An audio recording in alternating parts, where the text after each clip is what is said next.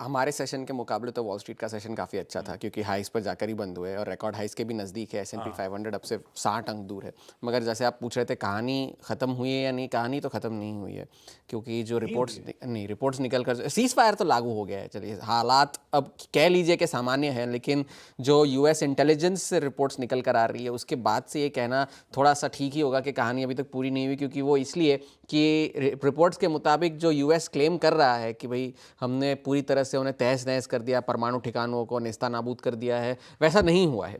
जितना वो कह रहे हैं उतना नहीं हुआ है। जबकि जो कह रहे कि दोबारा से न्यूक्लियर प्रोग्राम नहीं बनाया जाएगा, उससे सिर्फ 3 से 6 महीने जो है उसे धक्का लगा है, 3 से 6 महीने का। और जो यूरेनियम एनरिचमेंट के जो एनरिच्ड यूरेनियम का जो स्टॉक पाइल है ईरान का, वो अभी वैसे का वैसा ही है, उसको कोई नुकसान नहीं पहुंचा है। ये शुरुआती इंटेलिजेंस रिपोर्ट्स निकल कर आ रही है, जिसका व्हाइट हाउस ने खंडन किया है कि किसी लो लेवल लूजर ने इस रिपोर्ट को लीक की है। एक तरफ आप कह रहे हैं कि आप खंडन कर रहे हैं, दूसरी तरफ आप कह रहे हैं कि लीक की है, तो कुछ तो बात होगी। वो कह रहे हैं कि ऐसा कोई आधार नहीं है इन रिपोर्ट्स का।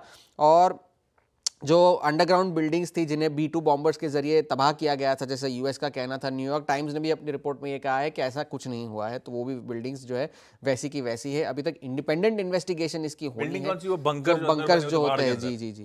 तो IAEA का भी जो है अब तक इंडिपेंडेंट इन्वेस्टिगेशन हुआ नहीं है, जिसकी वो मांग कर रहे हैं कि इन्वेस्टिगेशन करा जाए। तो वो एक बात थी।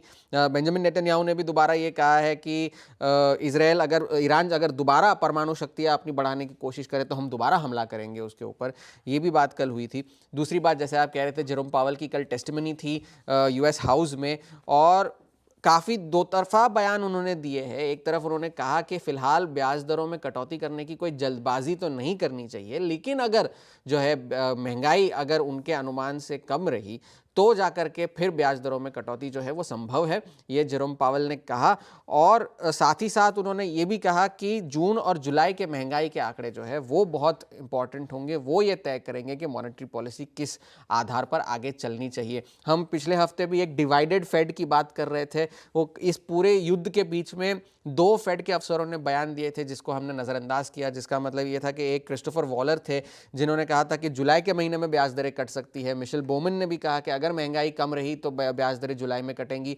दोनों में समानता यह है कि दोनों डोनाल्ड ट्रंप के नॉमिनेट किए गए सदस्य है फेड के, तो वो एक बात थी। और डोनाल्ड ट्रंप ने भी कल ये कहा कि अब तक तो 2.5 से 3% कम हो जानी चाहिए थी ब्याज दरें। तो पिछले पॉलिसी में भी लगभग 7 ऐसे FOMC मेंबर्स थे जिन्होंने इस पूरे साल तक ब्याज दरें ना काटने के पक्ष में जो है वोट दिया था। तो वो एक बात थी। तो अब ब्याज दरों पर आज शुक्रवार को जो PCE डेटा आएगा वो बहुत महत्वपूर्ण होगा।